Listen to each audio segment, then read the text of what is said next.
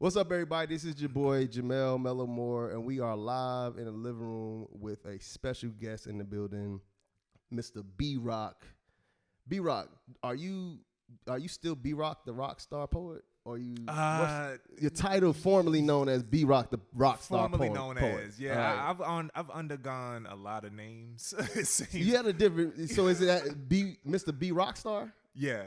Right but now. it might change again. Okay, it's cool. Yeah. It might just be B.Rockstar. Gotcha, not the Mister. Yeah. The Mister's understood. Yeah. You know what I'm saying? We passed that. Right. I get you. Phil. So as of right now, you are Mr. B.Rockstar, soon to be. I'm whatever people call me for real. You know, wherever we met in my journey, I'm going to know based on what you call me. If you call me B-Rock, we met in the beginning. Or we just close like that. You know what I'm saying? You around the people who call me B-Rock. I changed it to Mr. B-Rock because 2 years into it, when I started charging, I was like, okay, I need to be taken seriously. I'm a professional at this, Mr. B-Rock. So it was Mr. B-Rock for years. Gotcha. And then last year or the year before last, I was like, but I'm not really a poet. I'm more spoken word than anything. Gotcha. So I'm not really the rock star poet, but I am a rock star. And I was like, Mr. B.Rock, the rock star? Mr. B.Rockstar. Okay, put it together. And then the Chicago trip, I was asleep, and there was a female poet who was there. They was playing cards with the OGs and stuff, and she was looking at the flyer. She was like, who's B.Rockstar? And I was like, ooh. That's B.Rockstar. That's it. That's the one. That's the one. And it's shorter, so I like it. Yeah. So that's how we got here. B.Rockstar. Y'all make some noise with B.Rockstar. Everybody making noise. So we are we are chilling. You know what I'm saying? We are chilling with one of the premier poets in this area. Like, this is when you think about the people that are coming up, that are doing things, that are moving, that has shows, that has features, that's featuring out of town, that all of those things that you look at, that's not a lot of us that's doing that. You are one of those guys. You are one of the people. He also has a mentoring program. Is that a mentoring program? And I'm gonna let you talk about all of it. But he has a show a monthly show as well. Couple shows, Couple monthly shows. My guy, Mr. B.Rock. Mr. B.Rock, Mr. B.Rock. I'll be B.Rock. So when I see him, I was like, B.Rock. Right. You know what I'm saying? So anyway, what's up, bro? We out here, man. That's what's up. So you've been. I want to go to the beginning, bro, because I feel like the passion that I see you operate in, like, you really. I've never seen you not give your all. You know what I'm saying? I see people that I can tell from the way that they're performing that they may not be having a good day today. You know what I'm saying? With you, every time it's consistency. It's a real consistency. So I believe I have a feeling that something like that comes from a story. You know what I'm saying? So how did you start the journey of becoming who you are today? Man, it's a lot of layers to that, but real fast to answer that first part of that question, of always being consistent on stage, this actually happened. I've pretty much been always consistent, but it really, really became a super conscious thing when I first moved to Atlanta and I got into a car accident. I performed at Apache, and I didn't really give it my all. And when I got in that accident and I'm in the ambulance being rushed to the hospital, I'm like, dude, like, I almost went out not giving my all. So I'm like, from here on out, I don't care what the situation is, I will die on that stage performing. It sounds like a biopic. It sounds like a fucking biopic. I was in the ambulance and the lights was flashing. The lights were and then you just shaking it. I can see that, bro. Right. Put that shit together, bro. Like, put that shit together. Facts. So that's that part of it. As far as the origin story, man, I grew up fucked up in Baltimore, dilapidated cities, you know, and I would just write these emotional notes. They weren't poems. I called them emotional notes to my mother. I'm like 6, 7 years old, bro. And I would always leave it somewhere where she could find them. And it would always be like, you know, why we poor, why this, why that, you know. And it would just be these supercharged things. And then you mix that with, I was in love with Jay-Z. So I would write some bars, ball it up, throw it away. For years, bro. And it wasn't until I got to college when I actually started doing spoken word for real. So I saw a post that you was talking about most of the people that are doing spoken word or poetry are word rappers or have some. So was that your initial intent? Was to be a rapper? Oh no, Okay, by okay. no means, by Okay, no means, gotcha. by no means. Yeah, but yeah, that post was hilarious. That's really just bringing everybody in. Right, You know what I'm saying? To kind right. of stir up the conversation. You know, now that it's true. No, there it's are, true. There are a lot Like, there are a lot of fake rappers Right. or rappers who didn't make it. Who Right. like, I'm a poet now. Right, Like, yeah, all right, yeah. nah, I get you just that. took the beat off. You just Yeah. turned the beat off. Like, you know, And but it works for some people. but yeah, nah, that wasn't my path. Gotcha. I can rap now. You know what I'm saying? Right. I can rap. You know, and I do have hip hop songs, but I'm spoken word first and foremost. Gotcha. So. So that's really deep, you know, as far as the fact that you were writing notes at the age of 6 or 7, emotionally charged notes, like with meaningful things on it. 'Cause that shows that, I mean, you've been doing like you've always put thought into what you do. So the accident that made you think like I have to be consistent from now on. When was that? What? That was 2018. 2018. But to be honest, man, because you just got my wheels turning. I think the reason why I go so hard is because I believe what I'm saying. First of all, second of all, I realize what I'm saying matters, and it's going to impact somebody. You know, and me getting in the way of that message is going to interfere with their process. You know what I'm saying? With the purpose I was here in the first place. You know, and what that made me think about was when I started to transition my content. So the first 2 years, it was all about relationships. Fuck that shorty. She I had this poem called Swine Flu, and I was comparing this woman to the swine flu. And this when the swine flu was hot, you know. So it was. I was on that type of time. But one night, I was at like this bar or something like that, and nobody was getting love. And I went up there to perform, and as soon as I started my piece, just like right now, it was dead silent. And I had an out of body experience, and I was like, they listening to you. They listening. And it was like, why not say something? Yeah. For real. Yeah, we stirring them up. We entertaining Rockstar. But why not say something? Yeah. And that's when I went down my activist journey, you know, and started kind of speaking truth to power and, you know, stuff like that. And, you know, black is, you know, all that stuff. And then, you know, the other phases. But I think that's what it is, too. It's just these different phases of just, you know, introspectiveness and just deciding to take it more seriously. You know, I believe that, and I think I probably mention this every interview. I believe that our gift is not for us. You know what I'm saying? It's for the people that hear us. However, it still helps us as well. Oh, yeah. You know what I'm saying? Because I started writing spoken word pieces because I was going through some shit. You know what I'm saying? So it was therapy to me.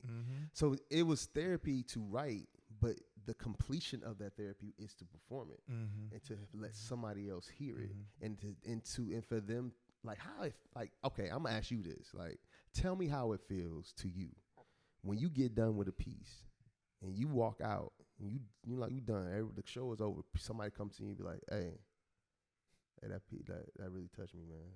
Like it's hard as ass nigga. Like, yo, yeah, what's up, nigga? Yeah. So, yo, that piece you just did, yeah, that shit touched me, bro. Yeah. Not in private places, but in my heart. So how does that? What can you explain that feeling? I can kind of explain it. First of all, it's ancestral affirmation. You know, when somebody comes up to you and says that, that's the ancestors letting you know that you did a good job, that you did what you're supposed to do. Like you said, it's not about us at all, you know, and we can be just as in awe as the people who are watching it, you know, and like you said, it heals us too, you know, so it's like a double dynamic. It's like one side understanding that you have a mission, but also understanding you can enjoy that mission too and reap the benefits that everybody else is too. It's saving your life as well, you know, and getting out of your own way to do that, you know, so yeah, man,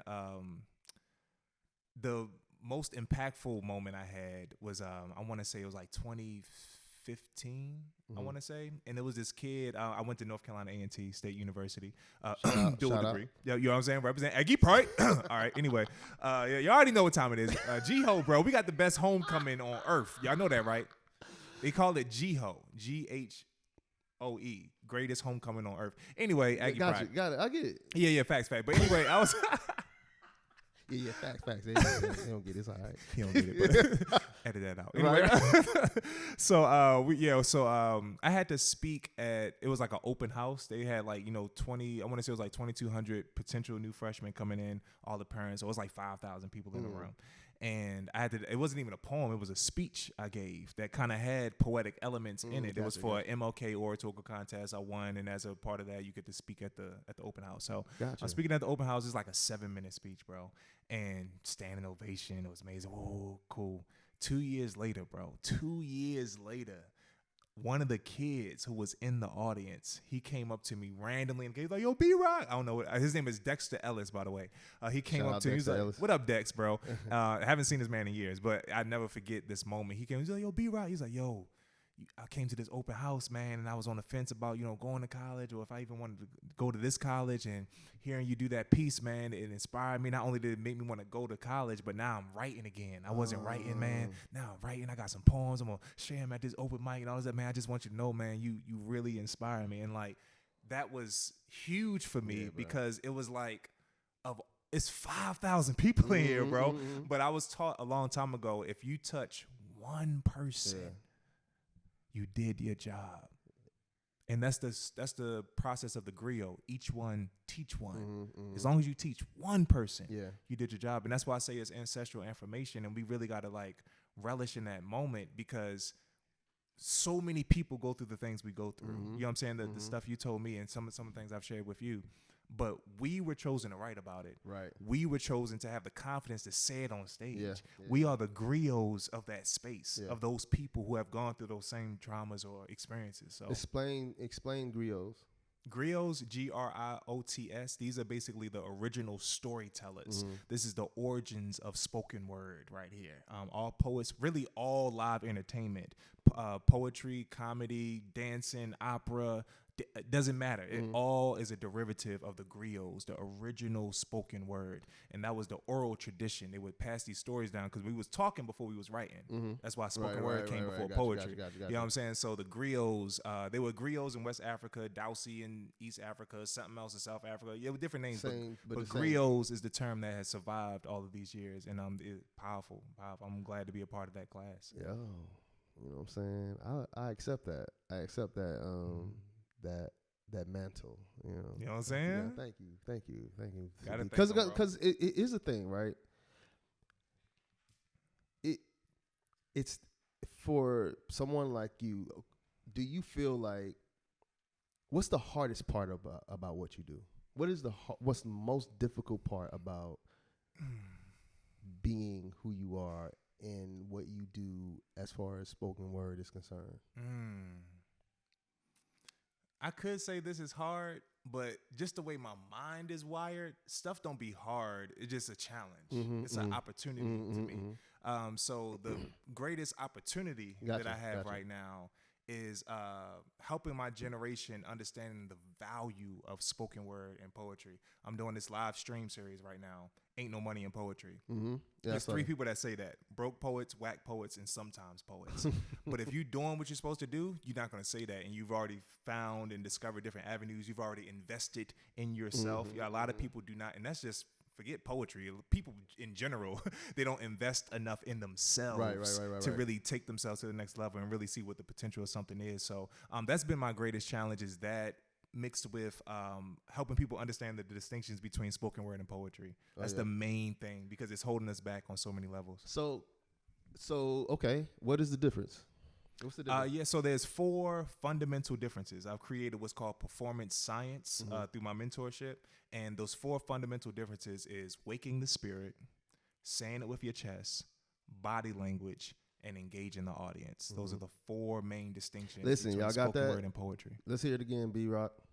Waking the spirit, saying it with your chest, body language, and engaging the audience. We have to understand that poetry is 2 main definitions of poetry. One is any form of written literature. It's written literature, right? The second definition of poetry is the adjective. That's poetry. That's beautiful. That's poetic. I love that. But spoken word is its own discipline. It's like drawing and painting, basically. All right, you heard it here. There's a difference between poetry and spoken word. I think that a poet. I think that all spoken word artists are poets. I think, but not all poets are spoken word artists. What do you think about that? I see exactly what you're saying. And I will add to that it's harder for most poets to become spoken word artists than it is for spoken word artists to become poets. Because there are some people, amazing performers, but you put that shit on a page and read it, you be like, what the fuck you just said? It's not gonna make any sense, right? You know, so poetry is a powerful discipline in itself, and you really have to be good at it to convey proper emotions and you know what I'm saying on the page for somebody to get, you know. So I don't sleep on poetry at all. Or no, me either. Like I know that I don't sleep on anybody in their art form. You know what I'm saying? Because at the end of the day, that's their gift to reach their people. Right. That the people that need to hear, that want to hear or see or experience that through whatever channel that somebody else does. So I was because sometimes, you know, I'm be honest, like sometimes people be like, yo, y'all, you this ain't for you, bro. Like, you know, this ain't for you. Whatever it is, you know what I'm saying? Like singing, like you, bro, you just don't sound sonically. Like it ain't working, bro. Like my ears hurt. Right, that ain't supposed to happen. That's not the way this is supposed to go down. But I think that a lot of times people get caught up in the inspiration, and instead of using. So I come to a show, I see B.Rock, and I'm like, damn, that nigga is dope. Like he's inspiring me. But what is he inspiring you to do? He's not inspiring you to be a poet if you're not a poet. You know what I'm saying? If you don't have the skill in the work ethic and the spiritual gift of being that. So I feel like sometimes people get caught up in the inspiration and don't use their individual gift. You know.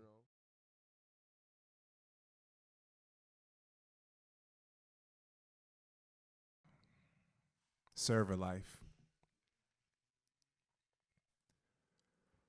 What does a free mind do when the body is trapped, imprisoned, caged, looking up at a metal ceiling? You know, these dead-end jobs are revealing. I'm feeling I'm not where I'm supposed to be. Or I'm on the right track, I'm just not as far as I'd hope to be. This train moving too slow for me. These long hours make me want to say fuck it and become a rock star. I just need someone to notice me, discover me like Discovery, become legendary, make history, feature my life in the channel with the capital H in the corner. But instead, I'm in this corner, leaning awkwardly against cold black bricks in front of foam cups and plastic lids. I look down to ice cube puddles and sweet tea stains, straws, lemons with slits in the middle, tubs of dressings and vinaigrettes smearing my apron and favorite work jeans. What the hell are non-slip shoes anyway? No matter how many blisters my feet bleed, I can't seem to get cut fast enough.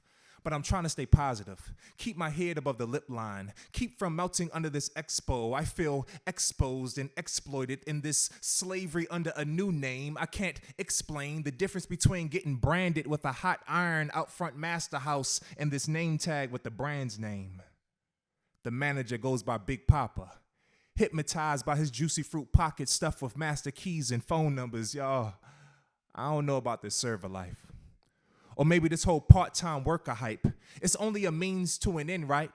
But ain't I supposed to surround myself with people I want to be like? I find few ambitious souls in sight. Except this one dude with a rhyme in his heart, he calls himself Rhythm.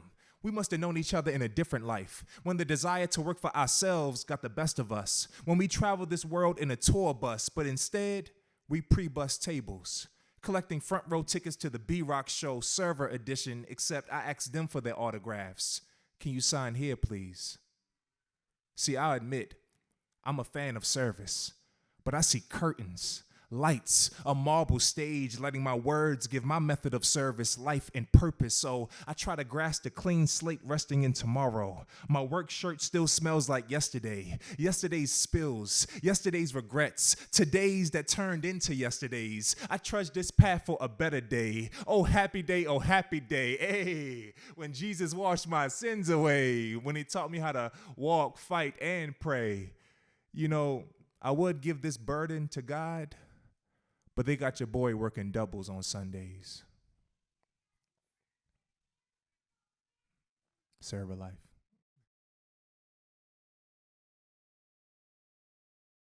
Listen, we are here with my guy, B.Rock. Yes, sir. I call him B.Rock. He can call me B.Rock. Only me. Or just people that's, from this era, you know what I'm saying? But I know him I first met you as B.Rock, the Rockstar poet. You featured for Sheba at Apache. Oh yeah, it was the first time meeting. You was dancing and shit, you know what I'm saying? But anyway, dope ass shit. What's the title of that piece? Server life. Servant life. Server life. Server life. Server life. Yeah. So, what was the inspiration? Is there a story to that piece? Crazy story, man. I actually I was about to leave my job. I was about to leave my corporate job. I've been doing this full time for like the last almost 8 years now. Oh, wow. Yeah, so I was about to leave my corporate job. I took a second job as a server so I can get a car so I can start my tour. And I was just sitting at work, man, just mad, just sad, and just like, why me? Why me, Lord? And it's like, what am I supposed? Not even just why me, but what me? If that makes sense. Like, what am I supposed to be? Because I don't think I'm supposed to just be this server, just sitting here living this life, And the reason why I spit that piece is because that's an old piece, bro. Like, this is like 9 years ago now. Wow. You know what I'm saying? 9 years ago when I wrote that piece. And it's still, it's funny when you write pieces that long ago and it still have an impact. You know what I'm saying? Because it's priceless. It's a timestamp. It's a Right. coming of age. It's looking in an old journal and seeing where I once was, and like because I spit the piece like 2 months ago and broke down in tears on stage. Wow. Because I haven't done it in years. But Yeah. something just said do that piece. And I did it, and I realized like, damn, like everything I was wishing for when I was a server of being a rock star, that's exactly who I am now. Wow. I literally became that. Right. Like day, brick, boom. Whoa. Right. Yeah. It's always it's humbling, both humbling and inspiring to realize when you wake up and you realize that you are where you prayed to be, or where you said that you wanted to be. It's like wait a minute. You know what I'm saying? Like, oh shit. And so like it's humbling. It's like, man, I understand that there's a purpose, that there's something that I'm supposed to be doing, but also is inspiring because like, what else can I do?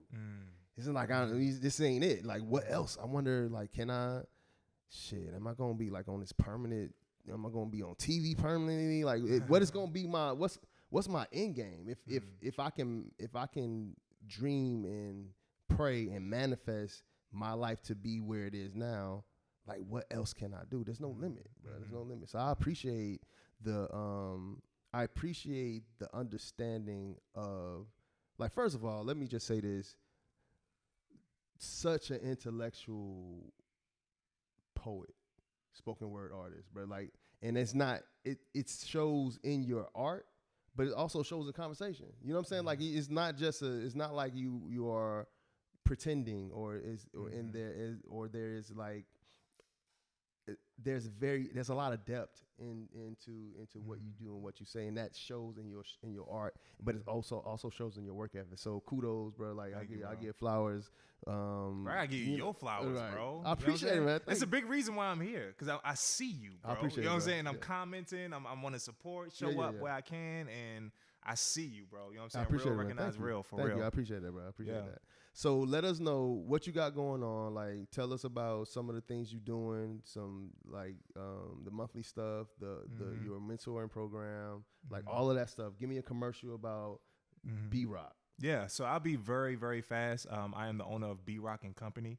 So as a spoken word professional, expert, and CEO, there are 3 pillars to my company, which is entertainment, education, and events.